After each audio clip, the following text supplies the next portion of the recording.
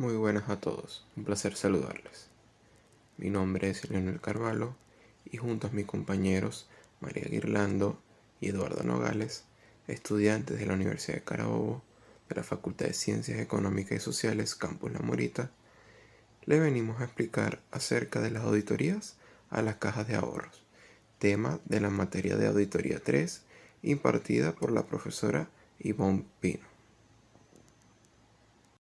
Bien, primero que nada, debemos saber qué es una caja de ahorro. Para ello, nos remitimos a la Ley de Cajas de Ahorro, Fondos de Ahorro y Asociaciones de Ahorro similares, en su artículo número 3, el cual indica que, a los efectos de la presente ley, se entiende por caja de ahorro a las asociaciones civiles sin fines de lucros, creadas, promovidas y dirigidas por sus asociados, destinados a fomentar el ahorro, quienes reciben, administran e invierten los aportes acordados. En este sentido, podemos constatar, según la ley, que las cajas de ahorro no son más que entidades civiles sin fines de lucro, el cual su objetivo es fomentar el ahorro a quienes reciben e invierten los aportes previamente pactados. El artículo 33 de la ley en cuestión nos indica: el Consejo de Vigilancia ordenará la realización de las auditorías dentro de los plazos establecidos en la presente ley, así como en cualquier momento y las que considere necesarias, seleccionando entre un número no menor de 3 ofertas de servicios al auditor o firma de auditores que realizarán las mismas. Entonces podemos observar que el Consejo de Vigilancia, como órgano fiscalizador y controlador de las entidades, decidirá las auditorías que considere necesarias o que resulten necesarias dentro de los plazos establecidos en la presente ley. Por otro lado, las normas de auditoría. Estas se clasifican en normas generales, normas de ejecución y normas del informe de auditoría. En cuanto a las generales, establecen el ámbito y competencias de la auditoría. Son de naturaleza personal y están íntimamente relacionadas con las cualidades morales, de conocimiento y capacidad que debe poseer un auditor, con la calidad de trabajo en la auditoría. En cuanto a las normas de ejecución, estas se refieren a las indicaciones técnicas y los procedimientos de auditoría, a las medidas de calidad del trabajo ejecutado por un auditor o los auditores en una entidad. Y por último, las normas del informe de auditoría, el cual determinan todo lo relativo al informe de la auditoría, como la fecha, la estructura de esta, los contenidos, los tipos, entre otros. Hola, yo soy María Girlando y en primer lugar les voy a estar hablando sobre las leyes que rigen las cajas de ahorro. Entre ellas tenemos a la Ley de Ejercicio de la Contaduría Pública, el Reglamento de Ley del Ejercicio de la Contaduría Pública, el Código de Ética del Contador Público, la normativa interna de la BABEN-NIF y la Declaración de Normas de Auditoría, las leyes de la República Bolivariana de Venezuela, circulares y notificaciones y la ley de cajas de ahorro, fondos de ahorro y asociaciones de ahorros similares. En esta última, en el artículo 33, encontramos que hablan sobre las auditorías a estas instituciones, donde dice que el Consejo de Vigilancia ordenará la realización de las auditorías dentro de los plazos establecidos en la presente ley, así como en cualquier momento, las que considere necesarias, seleccionando entre un número no menor de 3 ofertas de servicios al auditor o firma de auditores que realizarán las mismas. Bien, ahora les voy a hablar sobre el cumplimiento de las normas de ejecución de trabajo. El auditor está obligado a ejecutar su trabajo con cuidado y diligencia. Existen ciertos elementos que por su importancia deben ser cumplidos. Estos elementos básicos son los que constituyen las normas denominadas de ejecución del trabajo. Estas son la planeación y supervisión, donde dice que el trabajo de auditoría debe ser planeado adecuadamente y si se usan ayudantes, estos deben ser supervisados en forma apropiada. El estudio y la evaluación del control interno. El auditor debe efectuar un estudio y evaluación adecuados del control interno existente, que le sirvan de base para determinar el grado de confianza que va a depositar en él. Asimismo, que le permita determinar la naturaleza, extensión y oportunidad que va a dar a los procedimientos de auditoría. Y por último, la obtención de evidencia suficiente y competente. Mediante sus procedimientos de auditoría, el auditor debe obtener evidencia comprobatoria suficiente y competente en el grado que requiera para suministrar una base objetiva para su opinión. Ahora me corresponde hablarles sobre los procedimientos de auditoría de aplicación general. Estos son un conjunto de técnicas de investigación aplicables a una partida o a un grupo de hechos y circunstancias relativas a los estados financieros sujetos a examen, mediante los cuales el contador público obtiene las bases para fundamentar su opinión. Estos aspectos a considerar son la naturaleza, es decir, cuál técnica o procedimiento de auditoría o conjunto de ellos serán aplicables en cada caso. Esto debido a que todas las entidades son diferentes. La extensión o alcance. La relación de las transacciones examinadas, pruebas selectivas, respecto del total que forman el universo. Y la oportunidad. La época en que los procedimientos de auditoría se van a aplicar. Algunos procedimientos de auditoría son más útiles y se aplican mejor en una fecha anterior o posterior a la fecha de los estados financieros dictaminados. Buenas, para dar continuidad con la exposición es momento de hablar sobre las técnicas de auditoría.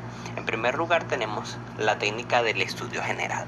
Este involucra una apreciación general, como bien lo indica su nombre, sobre las características que conforman a la empresa, incluyendo de sus estados financieros y de rubros o partidas importantes para las mismas.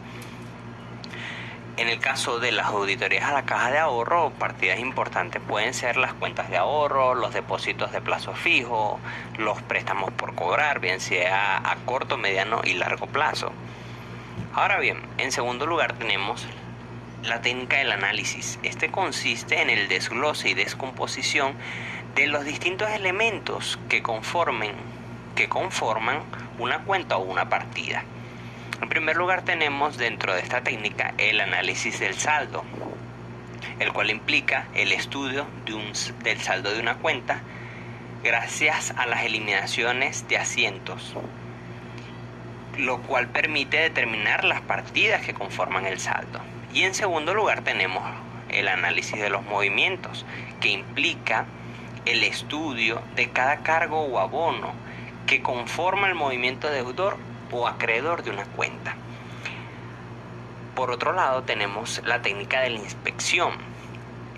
Esta conlleva al auditor a un examen físico de los bienes materiales o documentos que posee la empresa con la finalidad de dar autenticidad de los activos o de las operaciones que se registran contablemente en la organización. Ahora bien, toca la técnica de la confirmación. Esta técnica implica o consiste que el auditor se cerciore de la autenticidad de los activos gracias al envío de escritos hacia organizaciones terceras o hacia personas que son terceras a la organización, proveedores, bien sea clientes. Y dentro de este rubro tenemos la confirmación positiva, en el cual se le solicita al confirmante o a la tercera persona que si está de acuerdo o no con un dato que se solicita. Tenemos la confirmación negativa, en el cual se requiere o se le pide a la persona que conteste en caso de que no esté conforme con los datos enviados. Y por último está la confirmación en blanco o neutral. En esta a la persona no se le manda información, es decir, no se le manda un estatus de pago o alguna información referente a las relaciones comerciales, sino que simplemente se le solicitan el informe de los saldos o los movimientos. Una quinta técnica de auditoría es la investigación. Gracias a esta técnica se obtiene información, datos y comentarios acerca de los funcionarios o empleados de una organización o de la organización que se está auditando. La funcionalidad de la misma es que el auditor tenga un conocimiento y se forme un juicio sobre las personas que lideran los departamentos y partiendo de allí obtenga información sobre algunos saldos o las operaciones que se realizan en los mismos. Otra técnica son las declaraciones, que son documentos o cartas que firman las personas que participan en las investigaciones que realiza el auditor y que incluyen o que conllevan a hechos relevantes para el mismo. Es importante recalcar que en estas declaraciones se firma y son firmadas por las personas que participan, es decir, por los participantes. Otra técnica es la observación. Es la forma en la que el auditor observa mediante sus propios ojos cómo se ejecutan las acciones en las organizaciones. En esta él lo puede hacer de forma abierta o de forma discreta. En la forma abierta se acerca, pregunta, se involucra para ver cómo esta persona registra tales o no movimientos. En cambio, la forma discreta lo hace de forma silenciosa, nada más observa mientras la persona labora, sin problema alguno. Por último, tenemos la técnica del cálculo. En esta, el auditor se cerciora gracias a la corrección numérica de las partidas específicas mediante los cálculos independientes de las mismas. En el caso de las cajas de ahorro ya les mencioné algunos puntos focales que pueden ser las cuentas de ahorro y los depósitos a plazo fijo. Otras muy bien pueden ser las cajas y los bancos y las carteras de inversiones como el evalúo de los activos fijos, el evalúo de los inventarios y que todos estos sigan las normas estatutarias y de acuerdo a la ley. Ahora bien, es momento de hablar sobre las normas del informe de la auditoría, destacando en primer lugar la oportunidad en la comunicación de los resultados. En esta primera etapa, tenemos que durante la ejecución del trabajo, los auditores discuten o proceden a discutir con los funcionarios de la entidad auditada aquellos informes parciales en los que se detallan hallazgos que se van obteniendo. Todo esto con el fin de que en la organización se adopten las medidas correctivas y pertinentes para subsanar los fallos encontrados. Y ahora bien, tenemos los tipos y el contenido de las auditorías. Al finalizar el examen, el auditor presenta por escrito un informe en el cual se describe el alcance y los objetivos de las auditorías, además de que se ofrecen los comentarios, las conclusiones y recomendaciones.